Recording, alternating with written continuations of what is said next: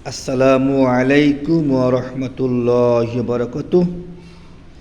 আসুন আমার সম্মানিত ভাই বোনেরা, আজকে আমরা একটি সুন্দর একটি হাদিস শুনব।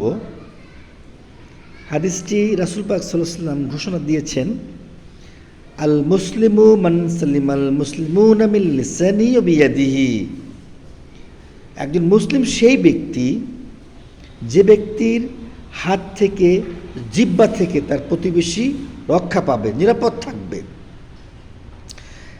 যে ব্যক্তি তার প্রতিবেশীকে কথার দ্বারা কষ্ট দেবে না, বিলিসানিহি জিহ্বা দিয়ে কষ্ট দেবে না ভাইয়া, এবং যে ব্যক্তি হাতের দ্বারাও কষ্ট দেবে না, তার কোনো ক্ষতি করবে না, হাত দিয়ে ক্ষতির চিন্তাও করবে না, সেই হচ্ছে মুসলিম।